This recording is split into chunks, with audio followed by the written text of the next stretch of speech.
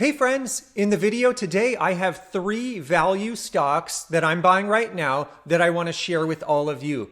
I believe these are trading on discount and that they offer compelling value for dividend stock investors. Like myself, I'm buying them. But before I do that, I want to rewind a bit and share an example of 2 value stocks that I bought over a year ago. As you can see on the screen in front of you right now, this is Altria and British American. I went really heavy in these stocks over a year ago, and I'm up quite a bit. And my simple dividend yield on cost on both of these is over 10% each. Actually, it's really interesting because Altria is now the second largest position in my dividend stock portfolio. I wouldn't be surprised if Altria and British American become number 1 and 2 at some point if the current trends continue. These stocks are doing really well. But even though they're doing well right now, when I was buying them, things were very different. The sentiment was terribly negative. I had comments on my videos and in the community critiquing my choices. I had investors saying, Ian, these are companies that are going to go out of business. Of course, as we have fast forwarded to the current day, those comments, it's just not the case. These companies are doing really well. They're thriving. They're doing great. And they're offering investors like me handsome yields. But this is a case study in value investing. Value investing for me means I am buying high quality businesses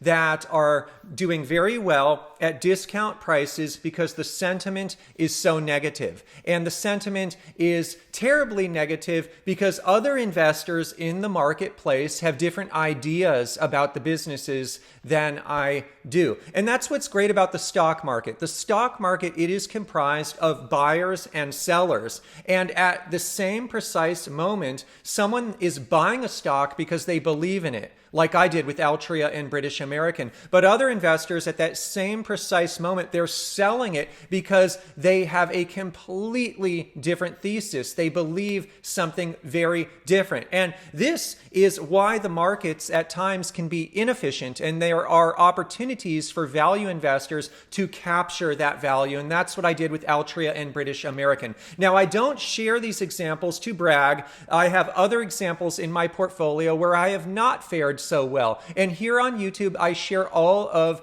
my story, my successes, and my setbacks. Of course, I have had setbacks as an investor, as all of us have. I'm just sharing my personal journey for fun and entertainment purposes. But I'm sharing those examples because it helps set the stage. Because not all of them, but some of the positions that I'm going to discuss today are really out of favor, and there is a lot of negative sentiment, and there are investors out there that believe, while I believe they're going to do well, they believe that some of these positions may do very bad, if not go out of business. So I have a lot to share with you in the video today. Check it out on the screen. I'm just going to put it all there right now. You're going to see all 3 stocks. Well, actually, one of them is a REIT and my bonus position as well. So in the video today, I want to cover the 4 positions that I'm buying right now. These aren't the only 4, but these are 4 of the positions that I'm buying right now. Pfizer, Alphabet, Realty Income, and SCHD. And so I want to talk about Pfizer first. I put Pfizer first because maybe this is the most controversial one. So many people hate this company, but when I look at the fundamentals, I see something different. And again, this is what's great about buying stocks in a market that has buyers and sellers. There are people selling this now because the sentiment is bad. They see something differently than I see. Now, I've done an entire video analysis on Pfizer, which I will include in the pinned comment below. In the pinned comment below, I will always link to helpful videos and resources that I reference in my video. And anyway, though, I want to go through Pfizer's Q2 earnings report because they just shared it. Check it out on the screen. This is why I'm bullish on Pfizer right now. The Q2 earnings were really good. And so as you can see on the screen, let's just go all the way to the bottom. I just like looking at the numbers. We can look at the second quarter and we can look at the 6 months.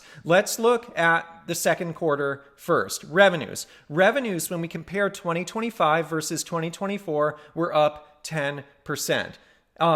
Let's also go all the way to the bottom and look at the adjusted diluted EPS. When we look at the adjusted diluted EPS, it is up 30% year over year. So just looking at the numbers, things are going pretty well. And if we go all the way to the top, the overall results, we see again, they talk about the 10% year over year operational growth. We talk about the EPS, which came in really well. We can see that they raised the full year 2025 adjusted diluted EPS guidance by 10 cents. So that's pretty strong. And they're on track to deliver some cost savings. So Pfizer overall, it seems to me like they are turning the corner here, which was my thesis. As a value investor, the sentiment is bad for good reason. There are people selling this stock. The stock price is depressed for a reason. And the reason is it's a company in transition. For me, as a value investor, I'm looking towards the future. I see something that the rest of the market doesn't. I see them recovering as a company and overcoming their challenges. And that's why I'm willing to take conscious risk right now for the huge starting yield of 7%. Check it out on the screen. When you look at Pfizer right now and you look at the metrics, it's trading at a lower valuation even than British American and Altria when I was buying them over a year ago, when I was getting those sweet prices that I shared at the beginning of the video. As you can see in front of you right now, it's trading at 24.36. It's still pretty cheap, even given the good earnings report. But what you can see is on a forward basis, the PE is in the 7s. And again, when I was buying Altria and BTI, my memory tells me that it was about in the 8s. When I was looking back at those videos and just quickly scanning the numbers, it was in the 8s. And so Pfizer is really cheap here. It's a value stock. The starting yield is a 7.1%, which is incredibly meaningful for my portfolio. And so I highlight those metrics. Overall, the dividend is growing, but very slow, about 2.5% per year. I'm fine with that given the stage I'm at. I'm in my mid-40s. I'm starting to use dividend income more and more to pay for stuff. And so I'm fine with a high yielder that has a lower dividend growth, although the payout ratio of 56% does imply that dividend growth could increase quicker in the future. My thesis on stock one on Pfizer literally is high yield. This is, of all the stocks that I'm talking about today, this is the one that is most reminiscent of me to my purchases in BTI and Altria. And so that's my high yield one. But I want to keep going because I'm sharing 4 positions today that are all unique. They're all a little bit different. They all play roles on the team. And I'm buying them all in tandem because I blend it all together as a portfolio strategy. And that's something I want to remind everyone watching today, that it's not just about one stock, one ETF. I'm sharing with all of you for fun and entertainment only my strategy. But let's go to position number 2. The second one is Alphabet. Now, Alphabet is up a bit from the lows, but I still see value there. My patrons already know this. I will link in the pinned comment below to my Patreon. Over on Backyard and Corner Patreon tiers, I share my stock trades, and I share trades like Alphabet that I have been buying. But let's get into it. Let's start actually with the Q2 results because they just announced their Q2 results as well. As you can see on the screen in front of you, Alphabet is hitting the ball out of the park. This is another contrarian investment. There are a lot of naysayers out there right now that are saying things like Google search. Alphabet is kind of getting behind. No one's using that anymore because of AI. There are people worried about the massive amount of money they are investing in CapEx because of the AI innovation and the AI race here to really own that space going forward. There are people that are very concerned about the stock, but when I look at the numbers, I just see really good things. Let's look at the numbers all the way at the bottom again. Revenues, let's just look at revenues. When we look at 2025 versus 2024 for the quarter ended June 30th, you can see that the change in revenues on a constant currency basis year over year is 13%. So revenues are growing really well. You can see that their operating margin is really steady at 32%. And you can see that the diluted EPS has grown quite a bit. It went from $1.89 to $2.31. So this company is growing very well. So you hear all this negative sentiment. You hear all these bad things about Alphabet. But time and time and time again, when we look at the numbers, it's growing really quickly. And so anyway, let's go all the way to the top. We can just look at some of the highlights that the company presents. We see there the revenues we already talked about there, but up 14%, 13% constant currency. You can see that Google services revenues increased 12%. You can see that the cloud revenues increased 32%. You can see that the operating income increased 14%, and margin was still at 32%, which is great. But all the way at the bottom, you can see net income increased 19% and EPS increased 22%. EPS outpaced net income, I'm assuming because of some share buybacks.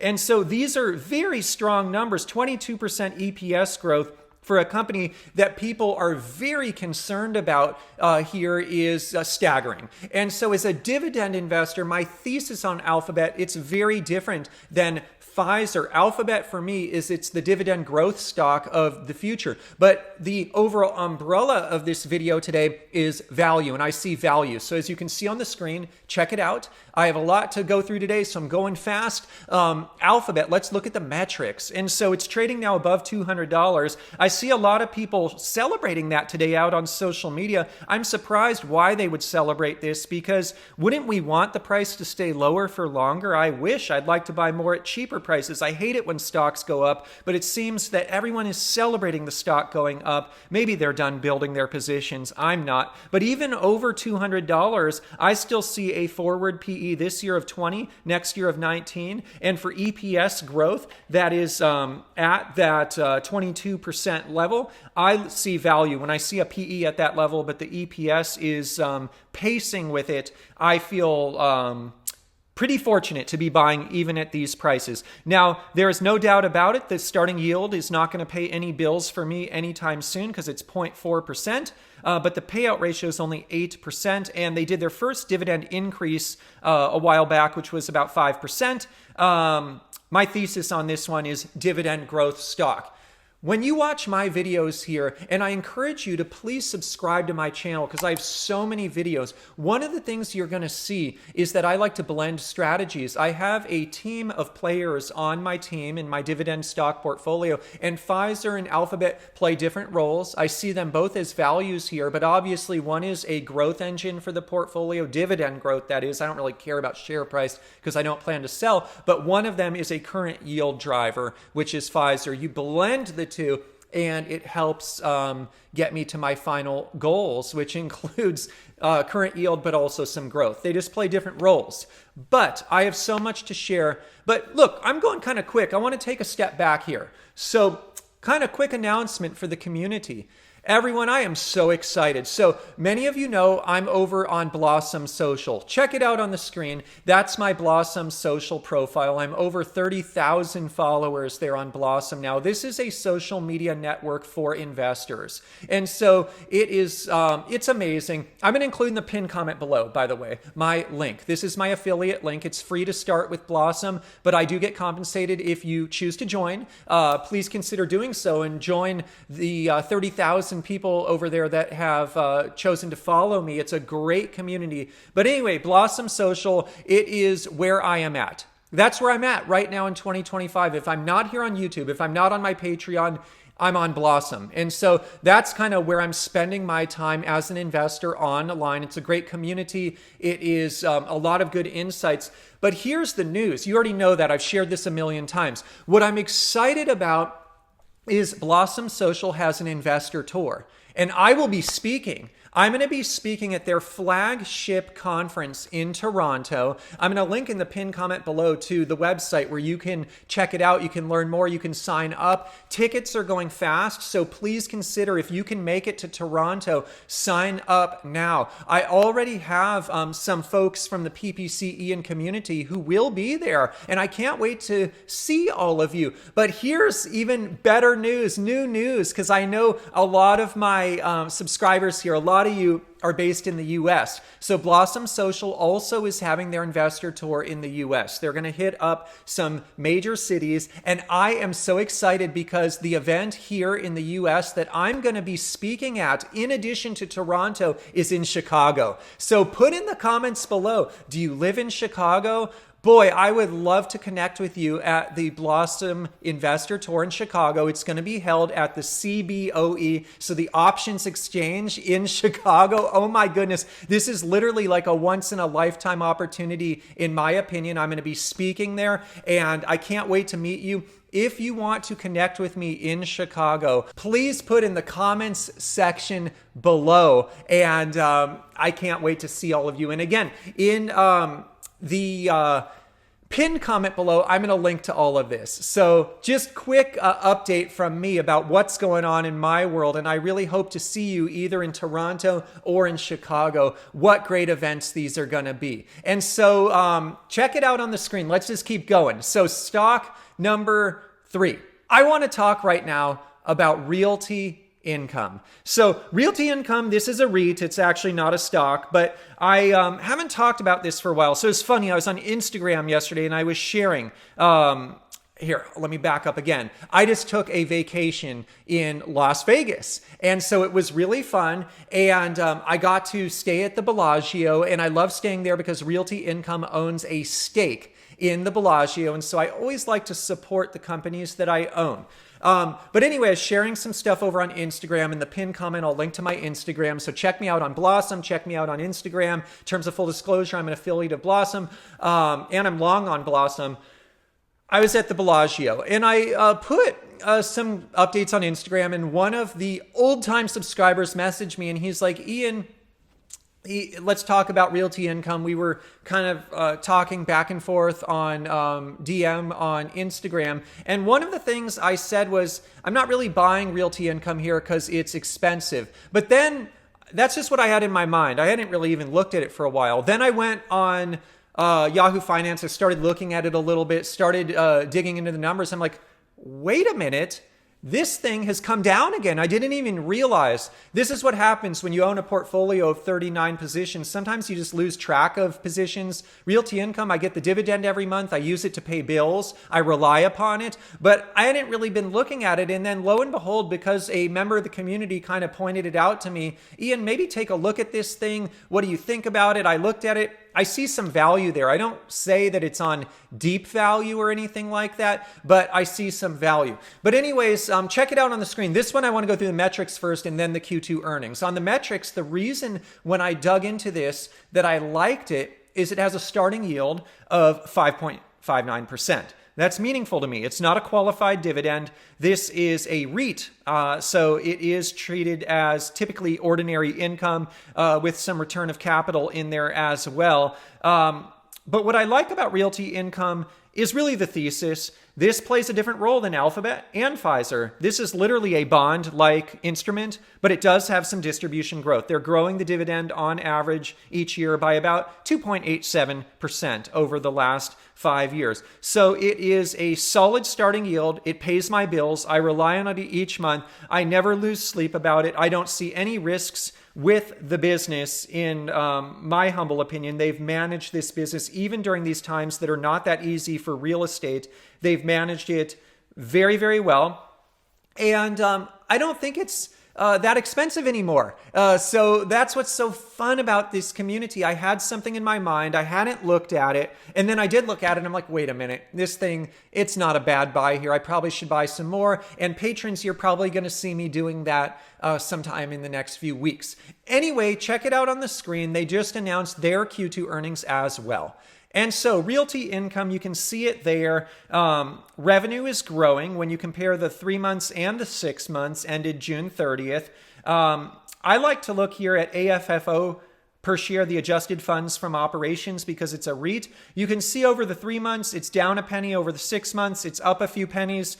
Basically, it's stable in times where it's not so easy to be in real estate. Believe me, I work in that industry, and it's very important when you're in real estate, when you're in times like this where cost of financing is still kind of high, cost of doing deals is really high, cap rates have not really gone up. It's not the easiest market to operate a real estate business, but Realty Income is finding value out there. Their occupancy levels are staggeringly high when I read through their Q2 report. I have no cause for concern with Realty Income being a bond-like instrument that has some value.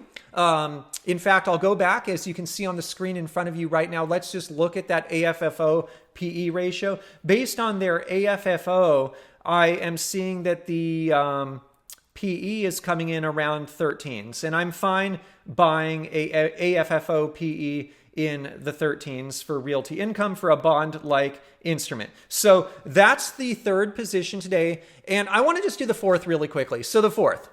I saw a comment over on Twitter recently, and this one kind of surprised me. It was kind of talking about how there are fads in dividend stock investing, and it kind of talked about SCHD, like maybe this was a fad from a few years ago. And honestly, maybe it was, because all these YouTubers all at once and people in social media were all talking about SCHD, but it's not as popular right now. Fewer are talking about it, although I'm actively accumulating this. My patrons know this on Corner Patreon and Backyard Patreon. They know I've been buying it. And on Corner Patreon, where I share my portfolio with the percentage allocation to each position, they certainly see that SCHD keeps growing and growing and growing.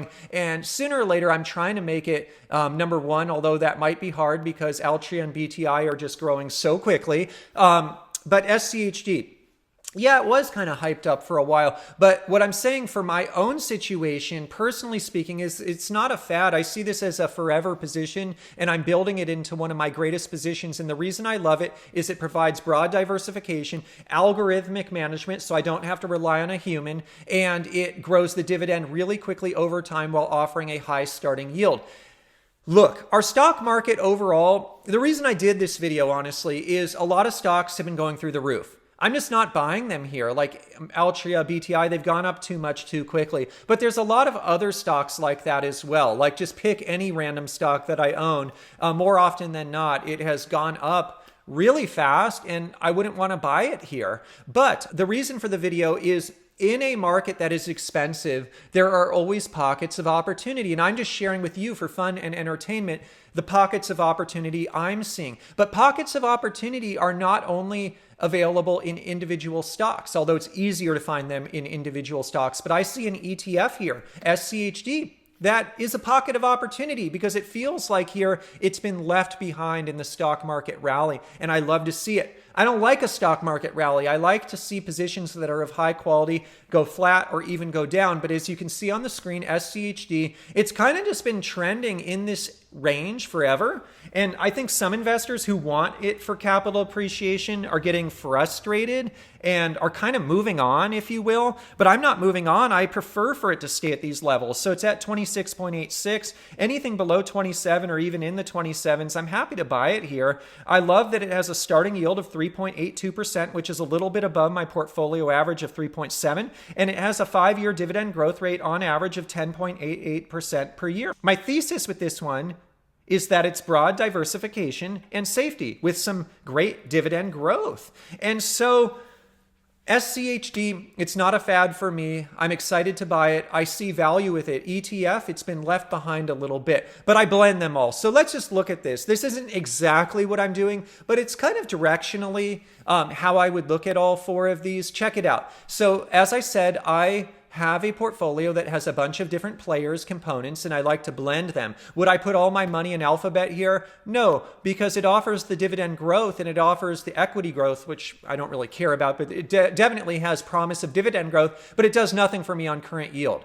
Pfizer, would I put it all there? No, it offers a ton of current yield, but it comes with a lot of risk and minimal dividend growth. Anyway, I blend them. I have all four positions there, and I blend, say, a 20% Pfizer, 10% Alphabet, 10% Realty Income, 60% SCHD. When I do all of that and I blend all of these yields, I get a blended yield of 4.3%.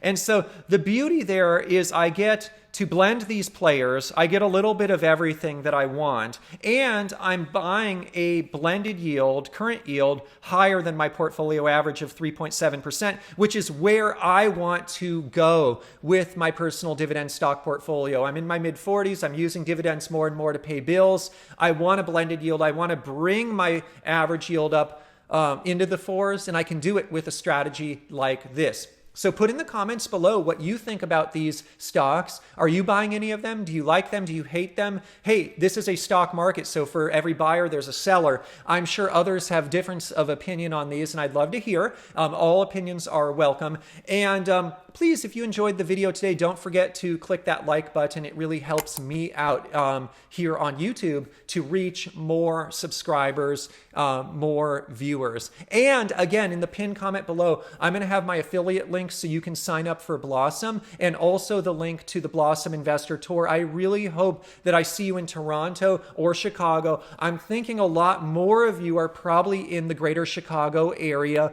because my channel has a lot of US subscribers. And so I can't wait to see you all in person. It's going to be so much fun. And before I go today, in terms of a full disclosure, I am long Blossom. I'm also an affiliate of Blossom. I am long Pfizer, ticker PFE. I am long Alphabet, ticker GOOGL. I am long Realty Income, ticker O. I am long SCHD. I am also long Altria, ticker MO, and British American, ticker BTI. I own those positions in my personal dividend stock portfolio. In terms of a friendly disclaimer, today's video is not investment advice. I'm not a licensed investment advisor. I'm just sharing my journey here on YouTube for fun and entertainment. It's possible to lose money in the stock market. It's important for you to consult a licensed financial advisor before making any financial decisions. I'm just sharing my personal journey for fun and entertainment. As always, I have additional disclosures, disclaimers in the description below. I can't wait to see you all in the comments section below, and I'll see you in the next dividend stock investing video.